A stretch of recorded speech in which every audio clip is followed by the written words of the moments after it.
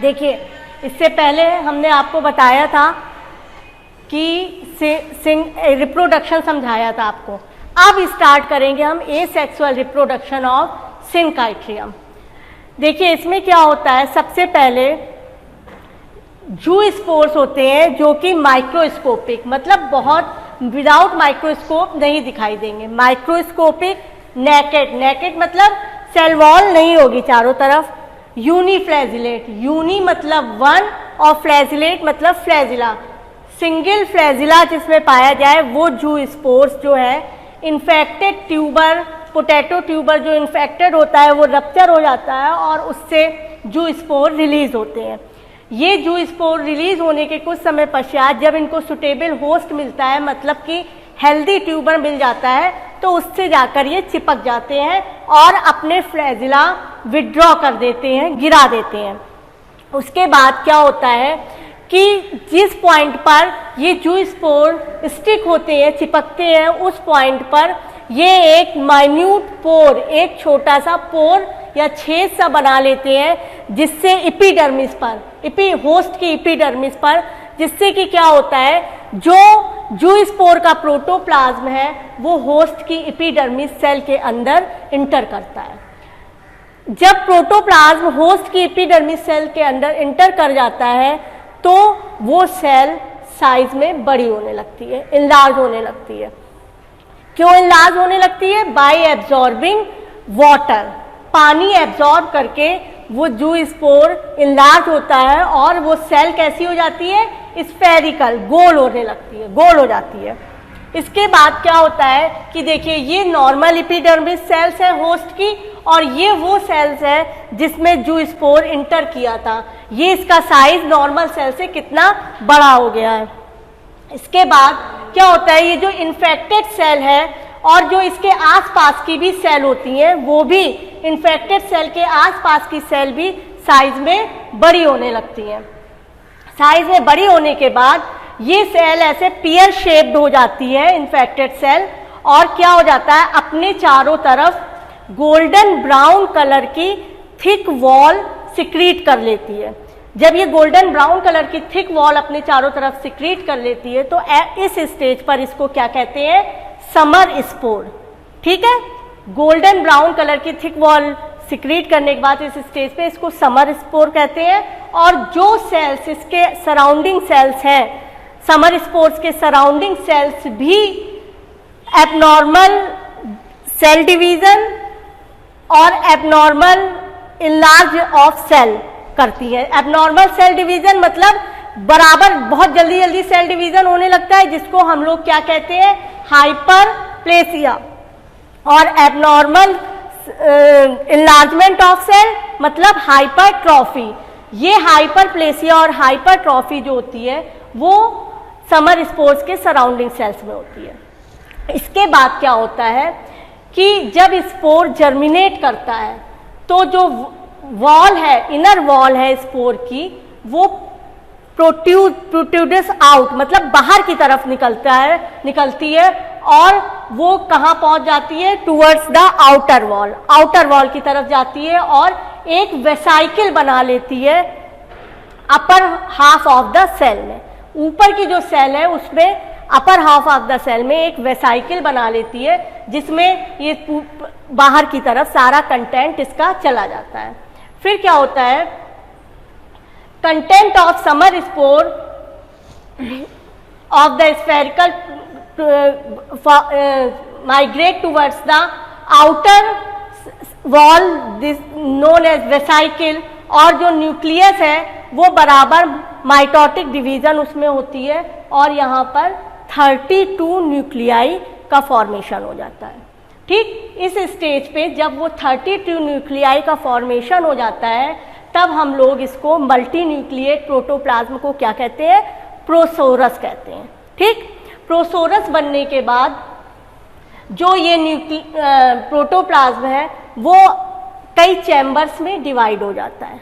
कई चैम्बर्स में डिवाइड होने के बाद जब प्रोटोप्लाज्म कई चैम्बर्स में डिवाइड हो जाता है तब इसको हम लोग सोरस या जू स्पोरेंजियम कहते हैं। क्या कहते हैं, सोरस या जू स्पोरेंजियम।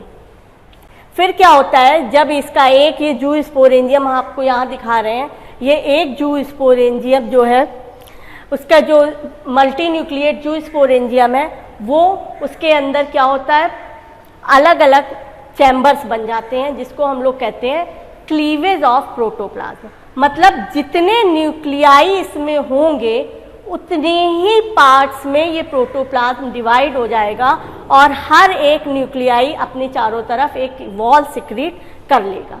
ठीक, जब ये वॉल सिक्रीट कर लेता है तो फिर कुछ समय बाद क्या होता है कि ये जो जू स्पोरेंजियम है वो उसकी वॉल जो है फट जाती है और फट जाने के बाद उससे यूनिफ्लैजुलेट माइक्रोस्कोपिक नेकेड जू स्पोर्स बाहर निकलते हैं। ये जू स्पोर्स इस जू स्पोरेंजियम से बाहर निकल आते हैं और निकलने के बाद कुछ समय तक ये ऐसे ही मूवमेंट रहता है इनका, और जैसे ही इनको फिर से सुटेबल होस्ट मिल जाता है तो अपने फ्लैजिला विड्रॉ करके ये उस होस्ट से चिपक जाते हैं और उसको इन्फेक्ट करते हैं। देखिए, इससे पहले वाले लेक्चर में हमने आपको एसेक्सुअल रिप्रोडक्शन ऑफ सिंकाइट्रियम पढ़ाया। अब आइए सेक्सुअल रिप्रोडक्शन ऑफ सिंकाइट्रियम। ये प्रोसेस तो यहाँ पर वही रहती है जो एसेक्सुअल रिप्रोडक्शन में रहती है कि ये यूनिफ्लैजिलेट जो स्पोर्स होते हैं माइक्रोस्कोपिक, ये रिलीज होते हैं और रिलीज होने के बाद कुछ समय तक ऐसे ही स्विम करते हैं। फिर जैसे इनको सुटेबल होस्ट या ट्यूबर मिलता है तो ये अपने फ्लैजिला विड्रॉ कर देते हैं और विड्रॉ करके ट्यूबर पे स्टिक हो जाते हैं। स्टिक होने के बाद ट्यूबर की एपिडर्मिस को डिजॉल्व एक पॉइंट पे डिजॉल्व कर देते हैं और अपना प्रोटोप्लाज्म अंदर एपिडर्मिस की सेल के अंदर एंटर कर देते हैं। जब अपना प्रोटोप्लाज्म एंटर हो जाता है तब क्या होता है कि वो जू स्पोर जो जिसका प्रोटोप्लाज्म एंटर हुआ जिस सेल में, वो सेल इनलार्ज हो जाती है। क्यों इनलार्ज हो जाती है? क्योंकि by absorbing water this cell become enlarge. फिर उसके बाद क्या होता है कि वो सेल जो इनलार्ज होती है और जो उसके आसपास की सेल्स होती हैं वो भी, उनमें भी हाइपरट्रॉफीड हो जाता है, मतलब इनलार्जमेंट हो जाता है। फिर इस स्टेज पर कुछ समय पश्चात जो इन्फेक्टेड सेल है वो अपने चारों ओर 2 to 3 layer golden brown colour की थिक वॉल सिक्रीट कर देती है और इस स्टेज पे इसको हम लोग समर स्पोर कहने लगते हैं। समर स्पोर्स इसके बाद क्या होता है कि जो प्रोटोप्लाज्म होता है वो अपर वॉल में प्रोट्रूड आउट हो जाता है, बाहर की तरफ चला जाता है और एक वेसाइकिल फॉर्म कर देता है। इस वेसाइकिल फॉर्म करने के बाद ये जो न्यूक्लियाई होते हैं वो कई माइटोटिक डिवीजन के द्वारा डिवाइड होकर 32 न्यूक्लियाई बना लेते हैं और इस स्टेज पर इसको प्रोसोरस कहते हैं। यहाँ तक तो एसेक्सुअल रिप्रोडक्शन और सेक्सुअल रिप्रोडक्शन बिल्कुल सेम था। इसके बाद क्या होता है, जो ये प्रोसोरस है वो कई चैम्बर्स में उसका प्रोटोप्लाज्म डिवाइड हो जाता है। एसेक्सुअल रिप्रोडक्शन में ये तुरंत प्रोसोरस तुरंत सोरस की तरह फंक्शन करने लगता है और जू स्पोर का फॉर्मेशन करता है। तो इधर पे क्या होता है कि ये जो इधर पे प्रोसोरस था वो किसकी तरह फंक्शन करने लगता है, गैमिटेंगियम की तरह फंक्शन करने लगता है। फिर क्या होता है, ये जो गैमिटेंगियम है ये मल्टी न्यूक्लिएट होता है और इससे जू स्पोर्स जो है उनका फॉर्मेशन होता है। दो जू स्पोर्स अलग अलग गैमिटेंगिया के जब एक दूसरे के पास आते हैं और पास आकर बीच की वॉल डिसॉल्व हो जाती है और इनका प्रोटोप्लाज्म आपस में फ्यूज हो जाता है, मतलब कि प्लाज्मोगैमी हो जाती है। और प्लाज्मोगैमी होने के बाद जो इन दोनों का न्यूक्लियस है वो भी फ्यूज हो जाता है और 2n नंबर ऑफ न्यूक्लियाई का यहाँ पर फॉर्मेशन हो जाता है, मीन्स कैरियोगैमी, यानी कि फ्यूजन ऑफ न्यूक्लियस हो जाता है और ये अपने फ्लैजिला विड्रॉ कर देते हैं। अब यहाँ पर इस स्टेज पर ये क्या है, इसमें ये डिप्लॉयड स्टेज यहाँ पर स्टेब्लिश हो गई। इसके बाद ये जाइगोट जो है ये होस्ट सेल को इन्फेक्ट करता है। होस्ट सेल को इन्फेक्ट करके उसके अंदर जाता है और जाने के बाद इस स्टेज पर इसको हम लोग क्या कहते हैं, विंटर स्पोरेंजियम। जब ये जाइगोट होस्ट सेल को इन्फेक्ट करके उसके अंदर अपना प्रोटोप्लाज्म डाल देता है तो यहाँ पर ये 2n नंबर ऑफ न्यूक्लियाई रहते हैं और इस स्टेज को हम लोग कहते हैं विंटर स्पोरेंजियम। इसके बाद इस विंटर स्पोरेंजियम में बहुत सारे माइटोटिक और मियोटिक डिवीजन्स होते हैं जिससे कि a number of nuclei are formed, बहुत सारे न्यूक्लियाई का फॉर्मेशन हो जाता है।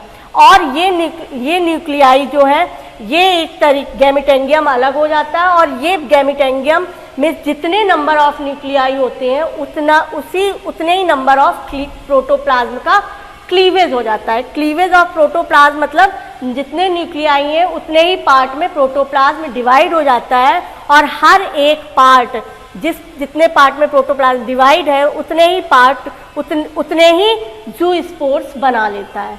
कुछ समय पश्चात क्या होता है, इसकी वॉल फट जाती है और ये ज़ूस्पोर्स बाहर निकल आते हैं, और ज़ूस्पोर्स बाहर निकलने के बाद फिर से होस्ट को, हेल्दी ट्यूबर को इन्फेक्ट करते हैं। तो ये साइकिल बराबर चलती रहती है।